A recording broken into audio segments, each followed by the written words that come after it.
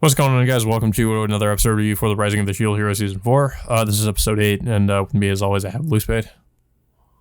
It was mainly an action-heavy episode. Um, Yeah. and I guess, well, I mean, not much in terms of where the main plot was going, but I guess it's in a way like a step towards um, putting Raftalia more in a positive light for her to ascend to the throne of Kutinlo. Um, so what happens is the party is celebrating their victory after what happened of them taking down the barrier, but then they're faced with another obstacle or another thing in which the government summons like a big giant orochi, or almost like a hydra, creature that they unleash on the city, or actually or by the countryside. So they find out that this thing is going to attack the main city pretty soon, and they have to take it upon themselves to make sure they destroy the thing before it reaches the population. And Naofumi, of course, convinces Raftalia that they'll use this opportunity to to gain a favorable public opinion on for Raftalia to hopefully ascend to the throne. Yeah. Yeah, so all of them basically decide to launch an attack against the Orochi. And I So I thought for the most part, like, the animation during the fight scenes was pretty good. But of course there are some scenes where the CG is pretty rough, honestly.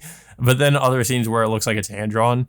So I mean, it's not quite as bad as like season 2 with the turtle, but it doesn't look great either, I guess. I guess it's fine for the most part. But yeah, basically we see all of the Naofumi and Raftalia and some of the other characters like take part in this fight. And eventually they learn that they can bring it down by severing the what is that? Some kind of It's some kind of crystal yeah. on the Orochi, which they end up destroying.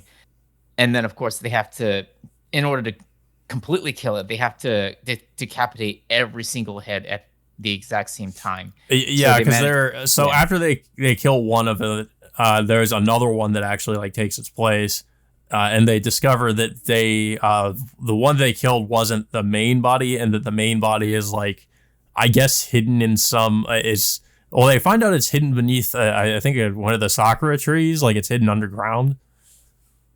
yeah. And then during their journey into that cave, Naofumi comes across some Japanese scriptures detailing how to power up his shield or something like that.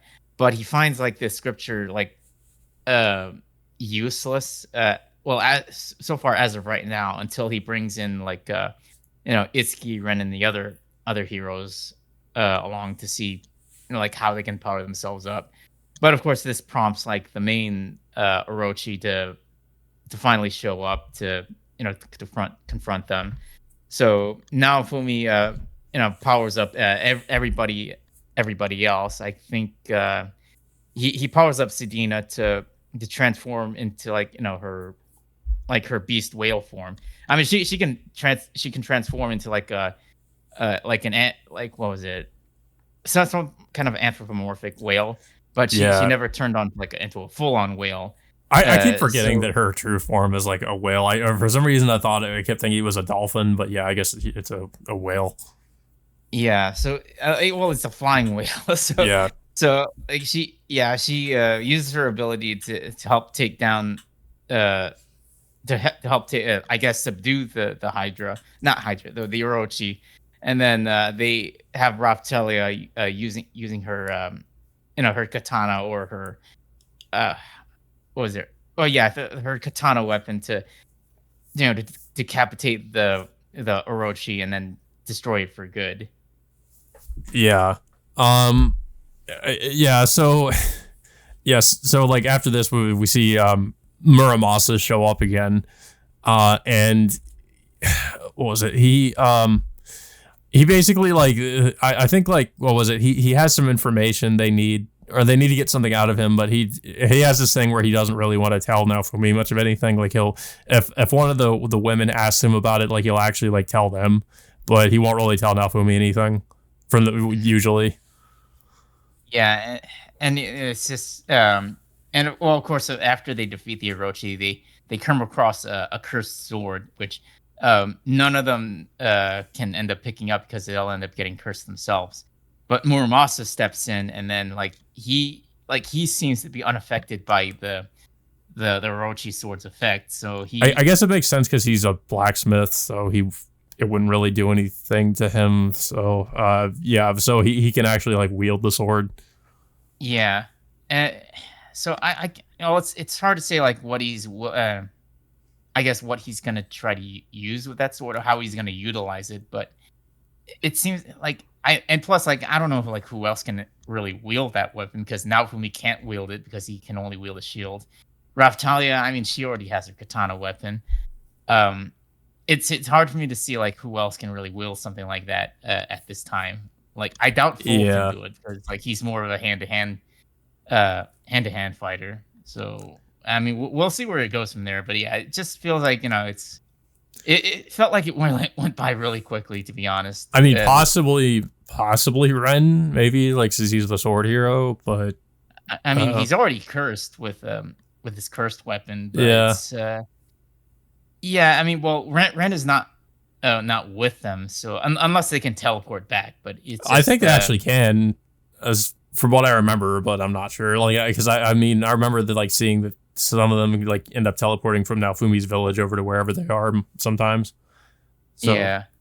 But yeah, I thought it was an okay episode. Like you said, it was just like most of it was just this fight with the Orochi, and for the most part, the animation looked okay. Like I said, there were some scenes where it was kind of rough, like the CG didn't look that great. Other scenes where it was actually like hand drawn, it actually looked fine. But I thought it was definitely I mean, obviously, like in my opinion, it's definitely a step up from season 2, but still not. It could be, in my opinion, could be at least a little bit better. But I think for the most part, it's okay. Yeah, it was an okay episode.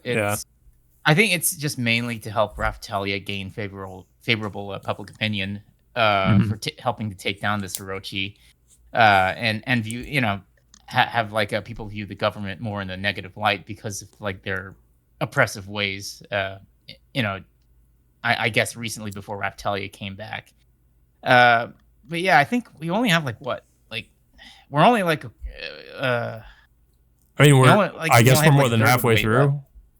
I think we only have like a third of the way through, like maybe 4 more episodes left. Yeah. So I guess it looks like we're more than likely gonna see the conclusion to this story arc by the end of the season. Mm-hmm. But yeah, I mean, I don't really have much else to say about the episode. I don't know if you have anything else to say about it.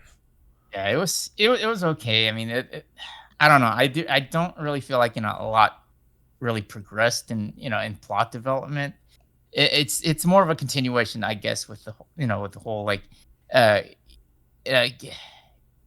guess getting things started with with the whole like I don't know. It's just like I really thought like they would move on to the capital right about now, but it seems like they're holding off until maybe until the next week or so.